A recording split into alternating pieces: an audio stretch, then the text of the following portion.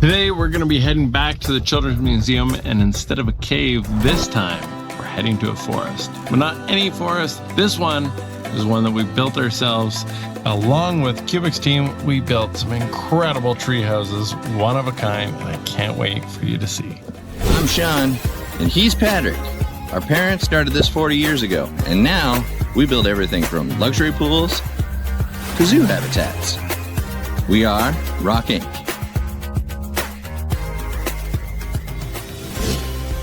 We were asked to create one of nature's greatest gifts to kids, and that is a tree fort. The whole point is, as you come through the entrance, you feel immersed in this totally new environment that just took it over the top. We're going to show you exactly, step by step, how we built that. Now, before we headed to site, there was a ton of prep work that we were able to do, which included building all of these stumps, branches, and of course, the crawl-through log.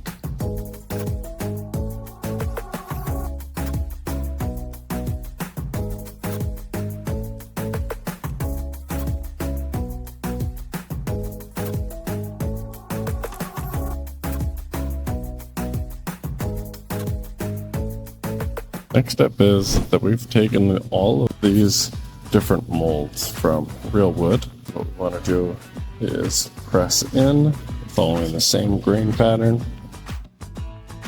firmly but gently. Exactly as hoped.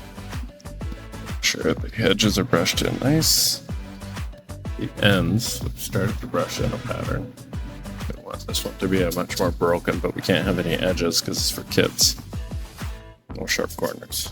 So you can see this is quite a bit darker than that because we are trying to represent a local species, the white pine. What I'm doing is I want that nice sound.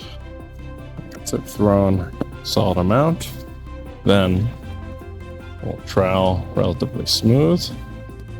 Work my edge, and the whole goal is to never have a dry edge. Then you avoid having to do any type of seaming, which is always extra time, extra effort, and more difficult to hide.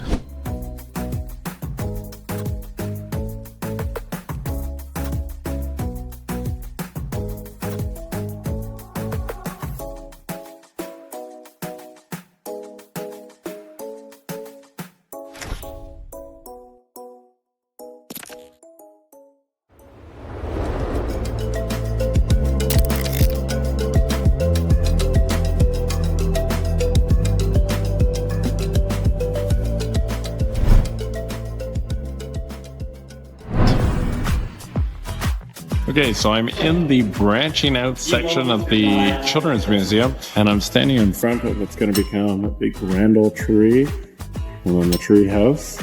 Then we got another tree going there, we got another tree going there, and now it's time to lay everything out. Before we were able to get to the texture, we had to build the steel structure. The base was actually done by others, but what we concentrated on was adding some additional shape with rebar, tube, angle. What we're trying to create is as much rigid shape as we possibly can, so we have something for a high-strength concrete to actually attach to. We have Jian welding the grand old tree rebar. This was started by Nicholas and Eddie, but Eddie and Nicholas are over by the stream building that wall. So this will be a slide. This is going to be a bridge from there to there. There's Jian looking away. This is also going to be a bridge. What a cool view I have of this whole thing.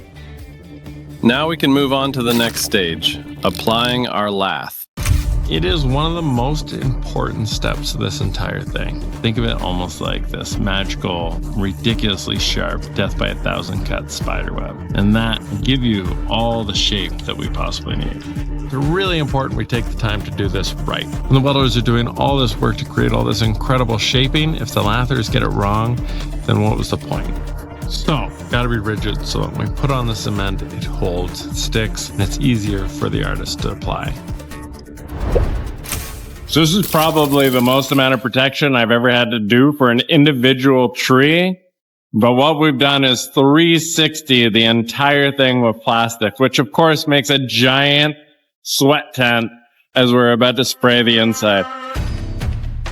For this fiber coat, we have been using this for 38 of our 40 plus years in business. And what we're doing is we're constantly trying to improve it in small little ways. In terms of what it can do, well, our oldest project is 38 years old with this formula outside with this methodology without problems.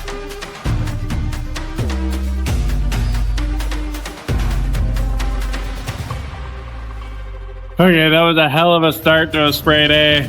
Unfortunately, somehow a sponge got left in the hose, which led to compounded issues, one at the gun, then at each connection, and then of course at the cone and the machine.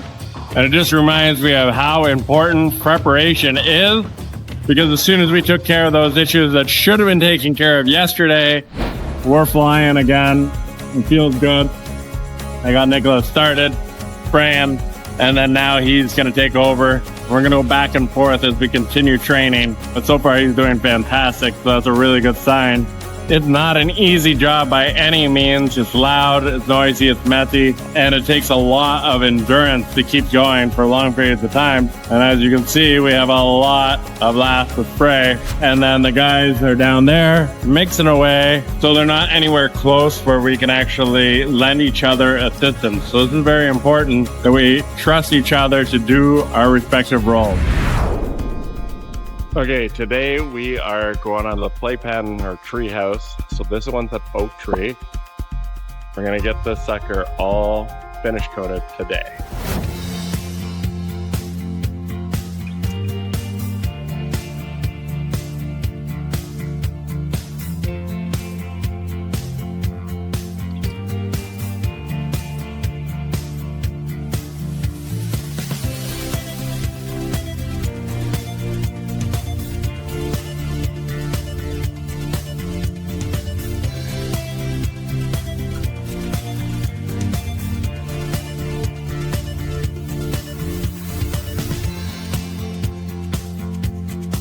Everything was running perfectly until it didn't. Like any project, we face all sorts of different adversities. On this one, our machine went down. Okay, so the whole morning we were spraying. We had nothing but trouble. It was a very difficult day, to be perfectly honest. The hoses clogged. This type of delay agent we used just completely worked against us and actually separated. I don't know if we put too much. We did it based on the instructions, but I think that's based on like a regular concrete matrix instead of ours, which is higher in Portland. So I think that was an issue. We'll have to do some more experimenting with that. But essentially what it did was separate all the materials so that the sand actually separated from the cement, and it ended up being a disaster. It clogged our hoses, it heated up. It was totally unlike everything else that we ever do. So won't be using that design anymore. For the rest of the day, we're just going to have a nice, relaxing throw, 6 bags at a time onto this tree behind me. I've just started. We have these openings for the branches, but they're 2 in the way. I'm going to actually finish up this section and start wrapping around to where else we sprayed. And then tomorrow, we'll start working towards the bulk.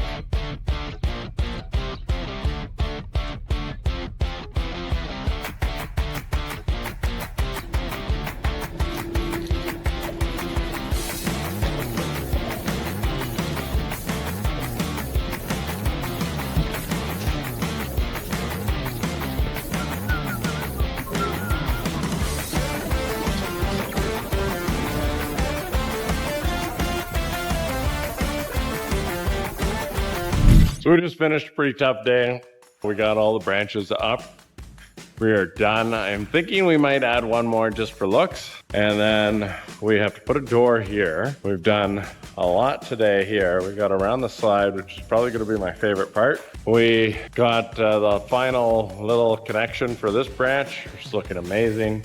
How they're integrating the woodwork, and I absolutely love it. Started painting these guys to put those 4 branches on, and then we've gotten this entrance part. We've got the whole interior minus the little strip around the ceiling, and then next week we're just going to button up around each of those branches that we just put in, and we are going to finish the whole top section.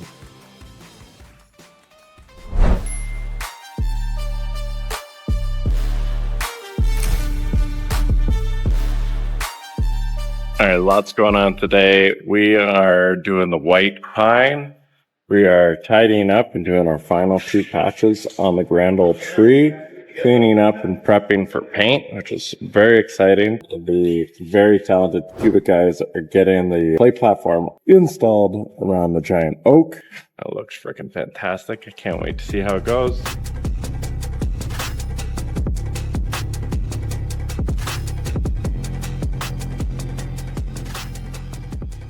All of a sudden I get some devastating news that the play platform does not fit. Now, whether that's a miscommunication or drawing, I'm pretty sure I'm dead on, but the result is the same. I'm gonna have to cut out the whole bottom section of this tree. Not a good feeling. Okay, we have a hell of a task. I started painting yesterday. Got our first layer on this bottom little section. I have 2 more days total, then I have to be completely done. Not just this tree, but this tree. Wish me luck.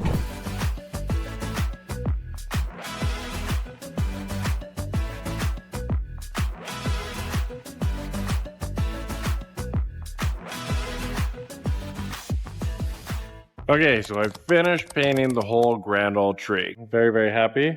And now, while everybody's gone, I could put my first branches on the oak.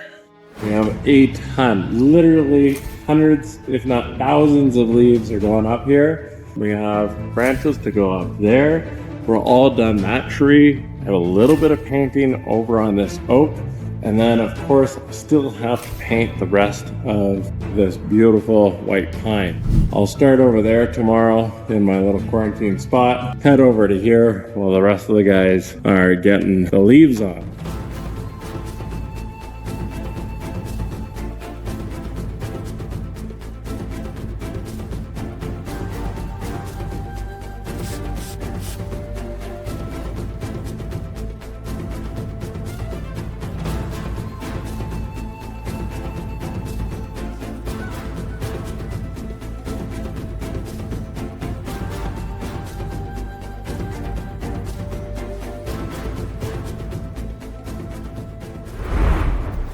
Okay, so we've got all of our stumps fully anchored. I absolutely love the way they look. It was quite a collaborative effort. First, Ardal set them all up, which was wonderful. Really helped give everybody the visual. And then the whole team from the Children's Museum actually came and we moved these things around half a dozen times. We got them so that everybody was super happy. You'll notice that all these voids. So what we did was we got that Seeker Pro product, which has been fantastic for lightweight. We cannot put too much weight on this floor. So what each one of those bags is the equivalent of 2 bags of concrete. And what we did was I used spray foam to form the back sides of these end pieces, and then I poured it in. What I'm gonna do tomorrow, once it's fully expanded, is I'm going to actually use black concrete and make it look like dirt, and then wedge in and glue in moss.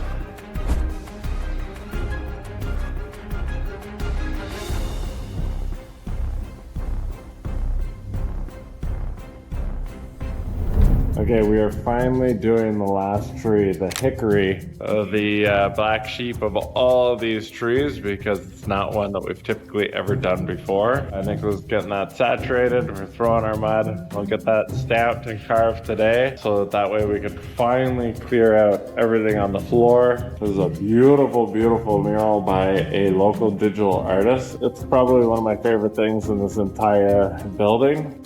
The kids are gonna go nuts over this.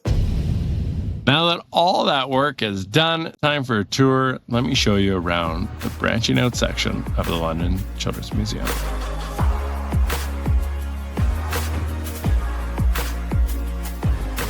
Now, a ton of this was done by the very talented team at Cubic. They actually built all of the wood elements, the rope elements. So there's actually a tiny little hidden nook in under there, which looks like a hollowed out part of the log. And you come up through the staircase.